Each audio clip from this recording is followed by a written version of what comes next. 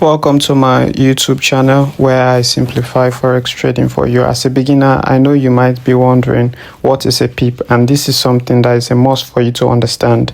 So what is a pip? This is the $1,000,000 question that most people ask, and it's not complicated. Forex is very easy. That is what I want you to know first. So I'll give you different examples and different definitions to make it simple for you. So a pip is the smallest price change in the most forex pair, right? In most forex pairs. So an example, right? You have the Euro USD, right? Let's say Euro USD is at $1, right? €1.1000, right? And then it moves from one euro.1000 to €1.1001. That one is one pip movement, right? For most pairs, one pip equals 0.001. For JPY, because JPY has its own standard, that is Japanese yen, one pip equals 0.01. Now, let's get another definition to grasp this understanding of what a pip is, right? Because we need several definitions. A pip for short, right? PIP means percentage in points. For example, every time you are walking, right, you take a step, you calculate your walking by the steps you take. Or if you own a car, if the car is on speed or is in motion, right, the car calculates its speed based on kilometers, right? So likewise, your money, when you put your money to invest or trade in the forex market, the increment of your money is calculated based on the pips, right? So it's based on the pips and then on the amount of money that you put into the market and also your lot size, which we are going to go into. For example, let's look at the Euro USD pairs. So if Euro is at €1.1050 and then it moves to €1.1051, that one, right? Remember, it's 50. That one is a pip movement. So what is the role of pips in trading profitability? What role does pips play? So pips are crucial for determining your profit or loss, right? Every time a pip moves, so traders trade based on pips. You hear it normally. You say, I went into this trade with 20 pips, with 50 pips, right? So that's the amount of money. So maybe, for example, for every pip, every time it changes, right, to 1 pip, 2 pip, 3 pip, based on your lot size, the amount of money that you put, maybe you can make, let's say, for example, you can make $5 for every time it moves. Let's say it moves to 20 pips. 20 pips is multiplied, right? $5 times 20 is the profits that you are going to make. Or it moves 20 pips down.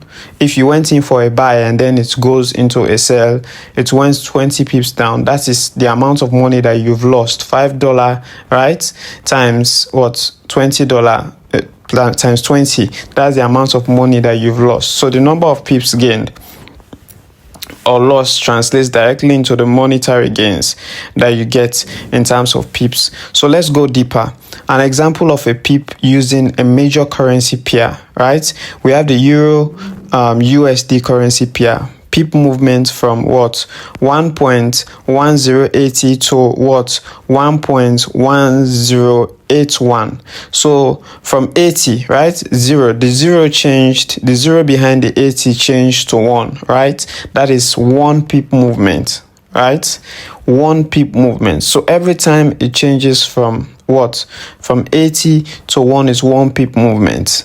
So this is simply what a pip is. It's not difficult to understand. We are going to go deeper so you can get a clear understanding of what a pip is, right?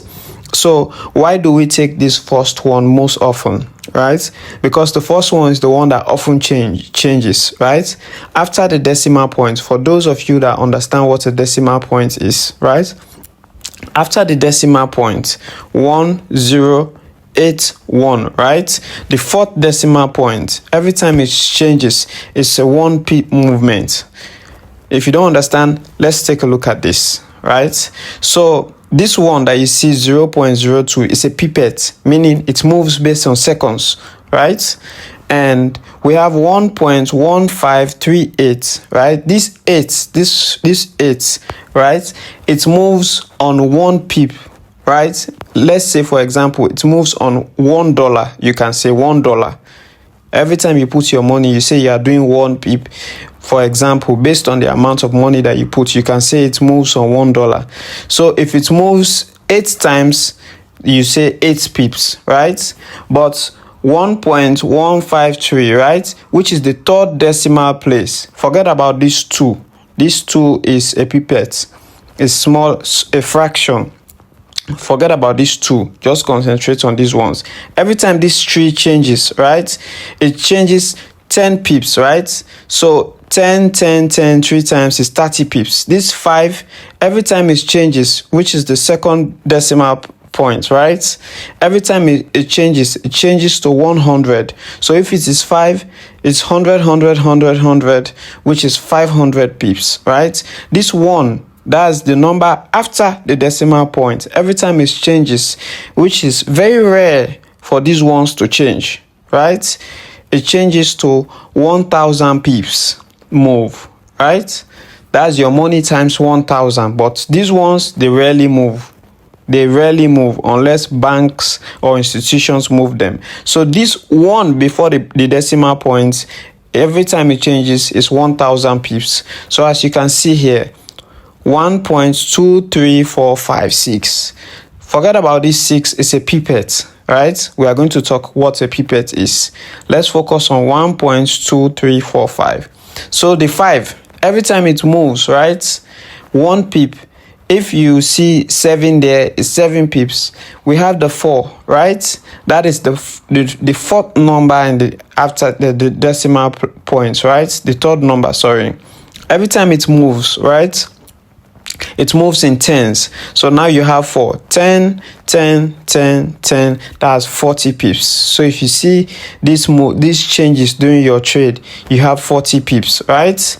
We have these ones, right? Number 3, which is the third number in the decimal point. Every time it moves, you see that it changes. So now let's understand a pip value. A pip value is the smallest price movement in forex, right? For currency pairs, as mentioned above, you can see it when trading a standard lot, for example, which we are going to talk about, right? Every time a standard lot moves, is $10. If it moves to your profits, it's $10 that you are getting. If it goes down, you are losing $10, right? Step 3, your profit and loss calculation. Let's assume you get to, but we'll go into that, don't worry. So here is a unique formula for you to be able to calculate what a pip is, right? So you have your pip value, right? You see it on your trading app. So the pip value times the lot size that you are going to enter. We are going to do lot size very soon. If you can take a screenshot of this, please take a screenshot so you can do it on your own, okay? Or you can join my class to understand more. So another pair is the EUR. You can still use the same formula. Your pip value that you have equals pip size times lot size all over the current price.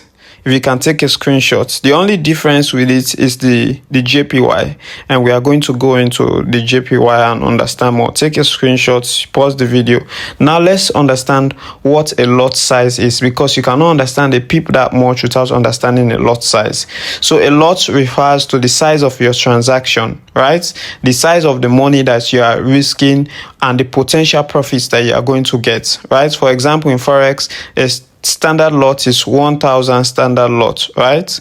So a lot size is equal to also your pip value. So we have different types of lot sizes. We have the standard lot size, we have the mini lot size, we have the macro lot size, we have the nano lot size, which is micro lot size, and the nano lot size, which are different lot sizes that you need to understand. And I'm going to do a special video on that for you to understand more. So standard lot is 100 units. That's $100,000 that you will be trading in $100,000, right? So you put 1. Every time it moves in that fraction. So What is a pipette? So like I told you, a pipette is just a fractional movement. If you look here, you can see that numbers are changing. The 1 5 6 6 5 4 9, those ones are pipettes. So the number that you can see on your left, right, you see 3 4 3 6, those ones are pipettes that you can see there. So subscribe to the channel and then follow for more.